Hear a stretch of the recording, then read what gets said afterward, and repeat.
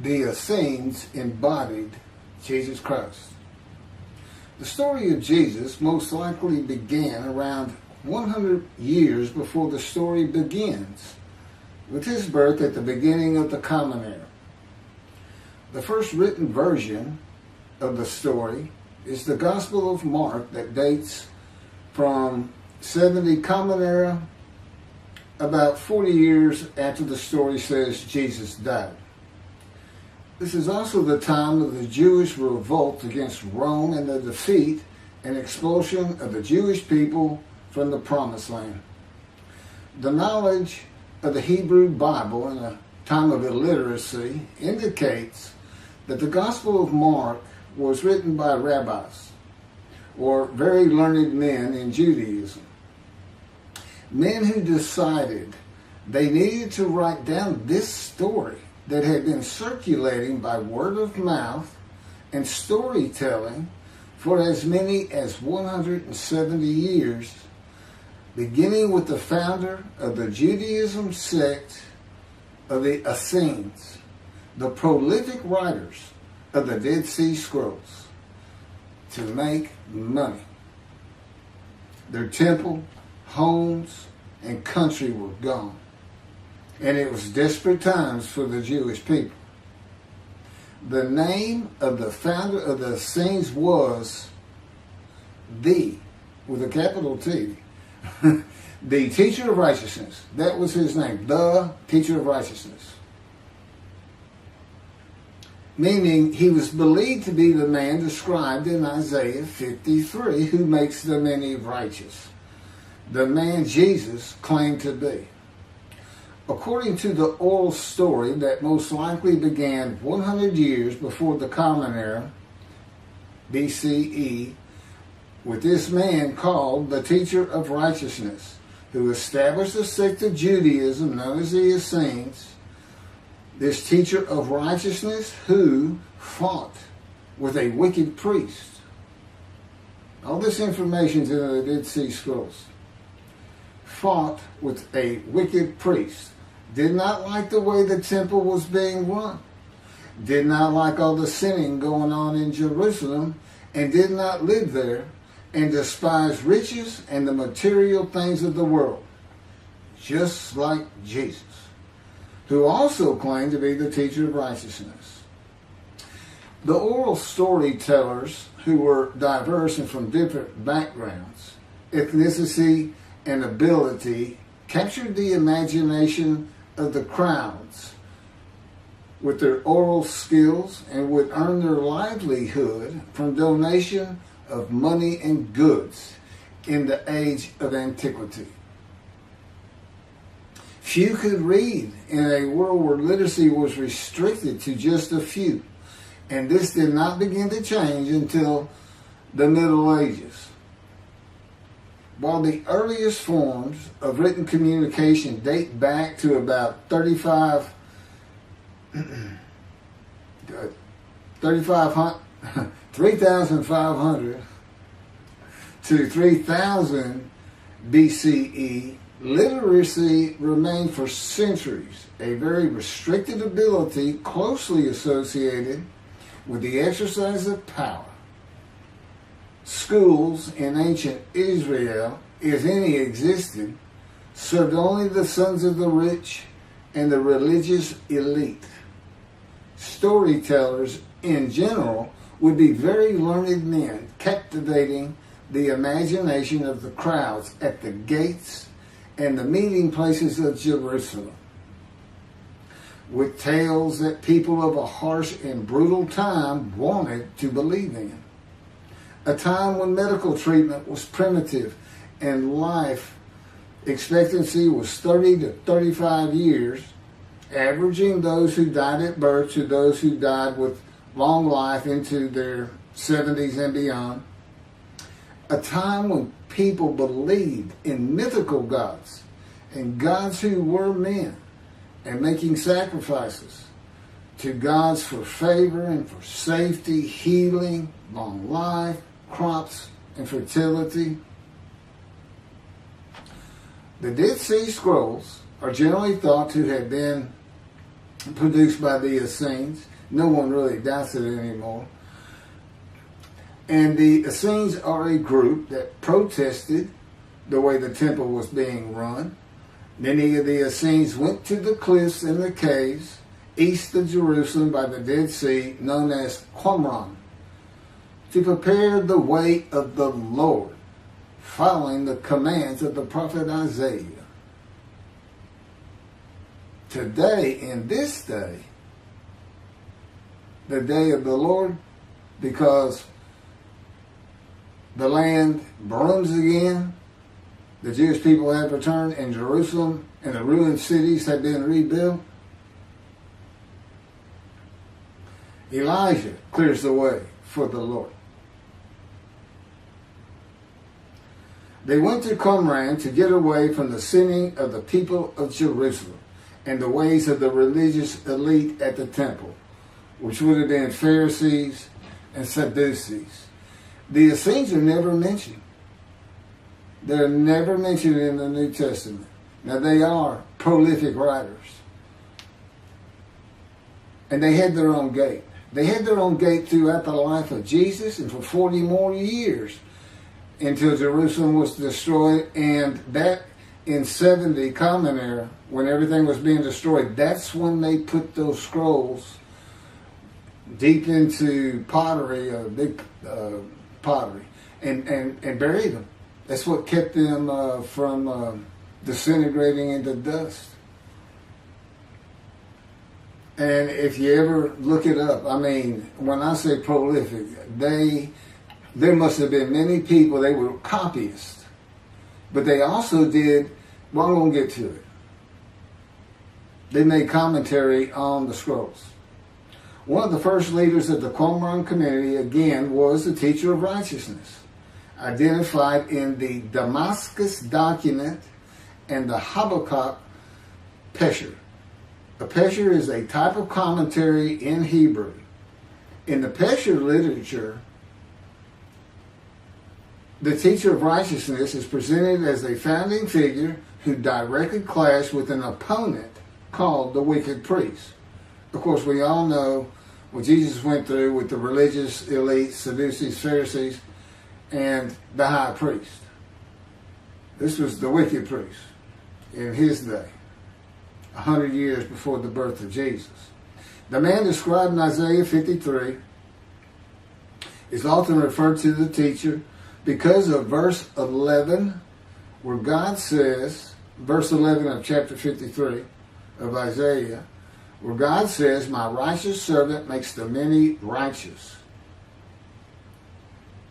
The teacher of righteousness and his followers left a library of information on his teachings, himself, and Scripture, and would seem to be the first of many men to claim or to be claimed by others that the man described in Isaiah 53. Jesus is not even the last. No, he's not. But, I mean, he's not even the last. The Hebrew noun pesher is found in the Hebrew of the Qumran scrolls in the sense of meaning, explanation, interpretation. It is similar to a midrash in the Talmud. Various biblical texts were deemed prophetic and were subjected to pesher interpretation even when appearing in non-prophetic literary context.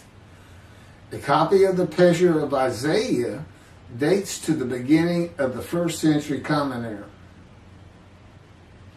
The pesher of Habakkuk attributes this technique to the founder of the community, the teacher of righteousness. In other words, this pesher is written during Jesus' life. And they had their own gate, the gate of the Essenes. The Qumran sect, like the broader Jewish movement from which it sprang, took a critical view of the established orthodoxy of its time, believing Israel to be under divine judgment, regarding itself as the true remnant of Israel and awaiting its imminent vindication. at the, quote, end of days.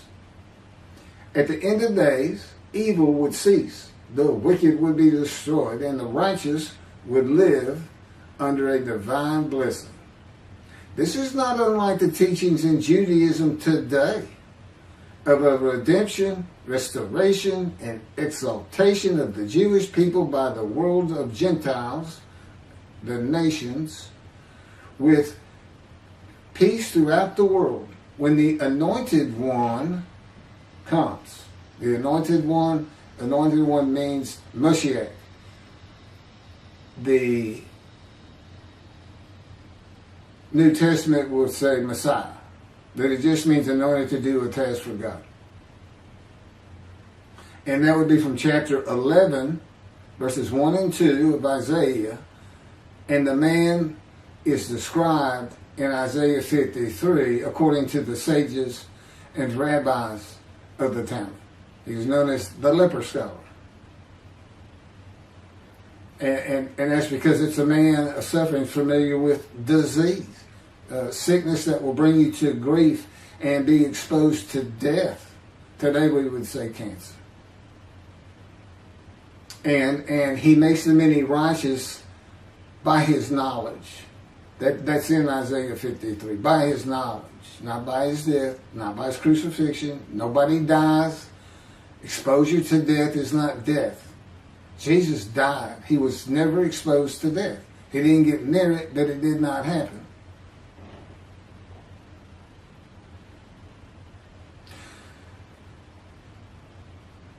This time that the Essenes were waiting upon, that they thought was imminent, did not happen for them. And it is this teaching that Jews for Judaism uses in the analysis that Isaiah 53 describes the Jewish people as God's righteous servant, as one man, Israel. The persecution of the Essenes and their leader, the teacher of righteousness, probably elicited the sect's apocalyptic visions. These included the overthrow of the wicked priests. Jesus pointed an accusing finger at the high priest and told him, "You shall see me return." Oh, it sounds threatening to me. The wicked priests of Jerusalem and of the evil people, and in the dawn of the Messianic age, the recognition of their community as the true Israel. Josephus Flavius describes this sect, the Essenes. This is a man living at the time. People wrote back then, but you can't find anything written by Jesus or about Jesus until after the destruction of the temple. He describes this sect, the Essenes, as one of the main three philosophical sects among the Jews, with a very detailed description. Excerpts from his book, Wars 2, chapter 8, include, this is in quotes, the third sect, which pretends to a severe discipline. These men are despisers of riches, and so very communicative as raises our admiration. And as for their piety towards God, it is very extraordinary. You would think that Jesus would have been in this thing. He fit right in. But again, we never hear a single word about these prolific writers. The other two philosophical sects were the Pharisees and the Sadducees. In the New Testament, the Essenes are never mentioned, as I said. All the stories of Jesus and his clashes with the religious elite of Jerusalem in the New Testament are with the Pharisees and the Sadducees. According to this same Josephus, the name of the gate in the southern wall of Jerusalem at Mount Zion was called the Essenes Gate. Everything about the Essenes says Jesus would have been one.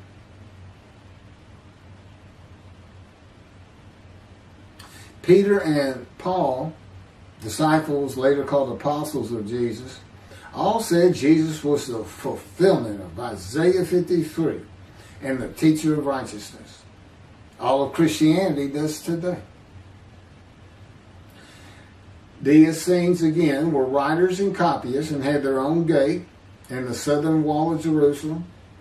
Their founding leader claimed to be the righteous servant, so did Jesus. It is impossible to believe that the Essenes had not heard of Jesus. It is impossible to believe they would not have gone to Jesus to question him and verify the stories around him and his claim of being God's righteous servant and right about him. Because they believed that their founder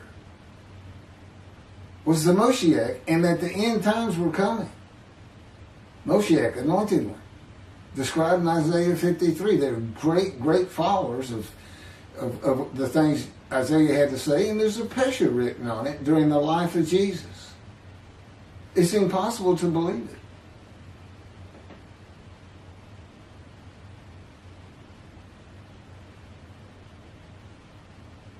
We're talking about a man that healed the sick, removed blindness, had the cripples walk, fed 5,000 people with 5 loaves of bread and 2 fish, walked on water, turned water to wine, raised the dead, was crucified, and 3 days later came back to life?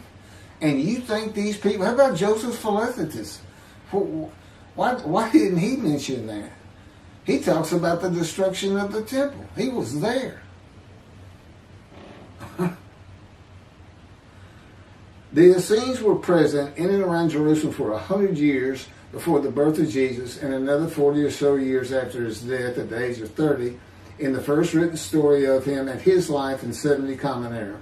There is not one word written by the Essenes of Jesus. There is no account in the New Testament of Jesus and an Essene. There are no writings or even a mention of him by a single person or group that was part of his generation while he was alive. There are no writings by Jesus. And prophets of God, men of God, servants of God have been writing for him throughout the biblical times until he stopped talking to his prophets. The Hebrew Bible ended. The last prophet he spoke to, Malachi. Malachi chapter 3, the last chapter of the prophets,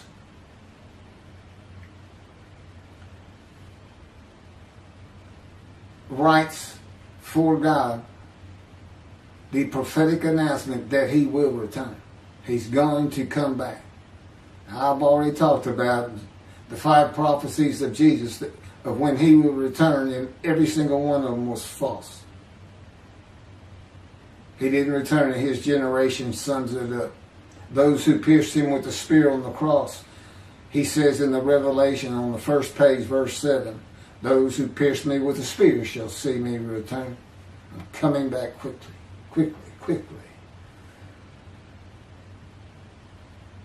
Nothing was written by his disciples.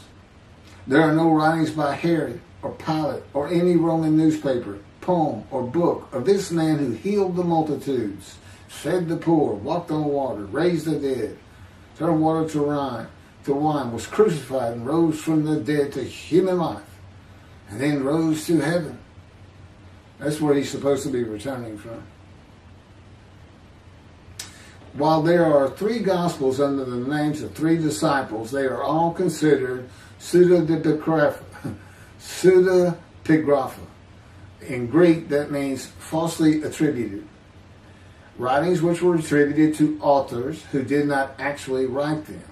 And they were all written long after the death of Jesus, these Gospels, full of quotes and teachings from Jesus himself. Quoted parables, long speeches, Sermon on the Mount, long sermons that could not be accurate if passed by word of mouth. There is only one answer. The Essenes themselves, these writers and the storytellers of the day, had put this story together.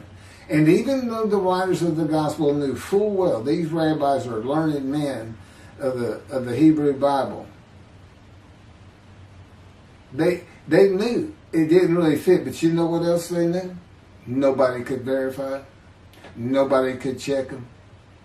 Nobody could check them. Now, I just did a video on the deceptions. The deceptive, it covers just Matthew. And there's 3 different stories of him and deceits in every one of them that you can go look up now. You can verify these things that I'm saying. I'm quoting them. I give the chapters, the books they come from.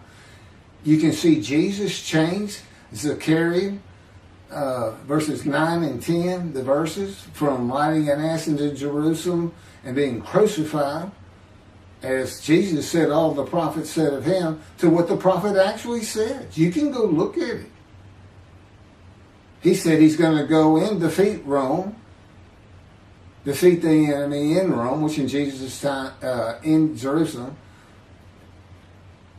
and be king of the world, which at the time would have been the nations of the Middle East. And he would tell them all to surrender. That's actually, that's part of the verse itself, verse 10. And he would defeat the enemy and have the nations surrender and be king from sea to sea, lands into ocean. I mean, you can't get more deceitful than that. You can't lie greater than that. You're manipulating Scripture, God's holy word, manipulating it, deleting a verse 10, telling your disciples, tell everybody these things. That's why he's telling them. Tell everybody these things. I'm going in. They're going to kill me. Okay. That's what the prophets say. Don't forget. I mean, that's what he's doing.